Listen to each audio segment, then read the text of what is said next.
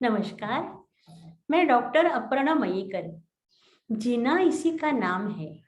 इस शीर्षक के अंतर्गत आज का हमारा विषय है राधा। आमतौर पे पुराणों में, भागवत में, महाभारत में जहां जहां कहीं भी कृष्ण जी का कोई भी बहुत सारा मतलब कृष्ण जी के बारे में बहुत सारी बातें लिखी गई हैं। उनका जन्म कैसे हुआ, बचपन में वो क्या क्या लीला करते थे, बाल लीला करते थे, उन्होंने कई चमत्कार किए, वो कितने अच्छे पॉलिटिशियन थे वगैरह वगैरह। पर आप देखो ना, राधा के बारे में इतना कुछ नहीं लिखा हुआ मिलता। अथर्ववेद में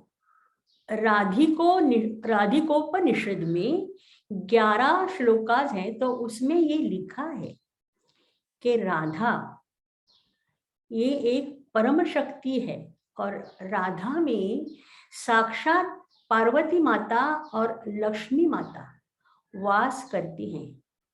तो राधा जी के बचपन का एक किस्सा सुनिए। छोटी राधा अपनी सहेलियों के साथ खेल रही थी, तो वहां से कोई एक ऋषि जा रहे थे। जैसे ही उनकी नजर राधा पर पड़ी, वो अचरज में डूब गए। वो धीरे धीरे राधा के पास आए, राधा को उन्होंने नमस्कार किया, उसके पांव छुए और उसके आजू बाजू में परिक्रमा लगाने लगे। 7 परिक्रमाएं लगाई और वो इतने हर्षभरित हो गए थे कि उनकी आंखों से आंसू बहने लगे। तो राधा डरने लगी और वो दौड़ी दौड़ी गई अपनी कीर्ति मैया के पास। बोली, मैया, बाहर कोई ऋषि आए हैं, पर उन्होंने ऐसा ऐसा किया, मेरे पांव छुए। तो उसकी मैया ने पूछा कि वो कैसे हैं, तो बोली कि उनके हाथ में वीणा है और वो नारायण नारायण बोले जा रहे हैं। तो मैया दौड़ी दौड़ी बाहर आई, बोली ये तो नारद ऋषि है, नारद मुनि है, साक्षात सप्तर्षि। उन्होंने उनका आदर सत्कार किया और पूछा कि आपने ऐसा क्यों किया कि राधा के पांव की चरण धूल आपने अपने मस्तक में लगाई, क्यों? तो बोले, मैया आप नहीं जानती कि ये बहुत बड़ा चमत्कार है राधा, और आगे जाके इसकी जिंदगी में बहुत कुछ अच्छा अच्छा होने वाला है। इतना कहकर वो निकल गए। उस वक्त राधा और कृष्ण जी की भेंट नहीं हुई थी। उसके बाद दोनों मिले, दोस्ती हुई, गहरा प्यार हो गया। मतलब पूरी दुनिया में उनके प्यार की मिसाल दी जाती है। पर हुआ यूं, कृष्ण जी को राधा से शादी करनी थी, पर राधा उम्र में उनसे बड़ी थी, तो नंद ने शादी के लिए मना किया।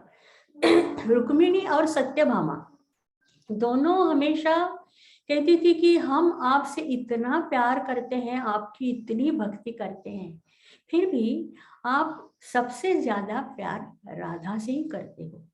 तो कृष्ण ने कहा कि देखो, जैसे वो प्यार करते ऐसा कोई प्यार नहीं करता मुझसे। जब वो सोती हुई हो तो आप उसके पास जाना और देखो, उसकी काया के, उसकी तन के हर एक रोम में से कृष्ण कृष्ण ऐसी ध्वनि सुनाई देगी।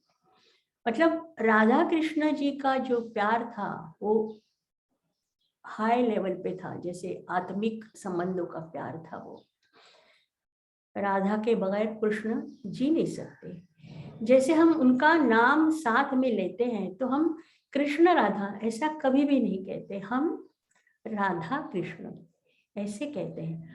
हमेशा राधा का नाम पहले आता है। तो ये है कहानी राधा के बारे में। और देखो कि सदियों से ये चलता आया है कि राधा और कृष्ण का नाम साथ में लिया जाता है। तो आज का हमारा और एक बात कहनी है आपसे कि वृंदावन में एक ऐसी जगह है कि वहाँ कृष्ण जी राधा जी के साथ रास लीला किया करते थे। आज भी एक विशिष्ट रात को वहाँ राधा कृष्ण आते हैं, उनकी सखियां आती हैं और वो रास लीला चलती है। पर ये देखना मना है। जिन लोगों ने भी कोशिश की वो देखने की, वो देखने के बाद अंध हो गए, ऐसा कहा जाता है। तो हमारा आज का विषय यहीं पे खत्म होता है। अगले हफ्ते हम मिलते हैं नया सब्जेक्ट लेके। तब तक के लिए अलविदा।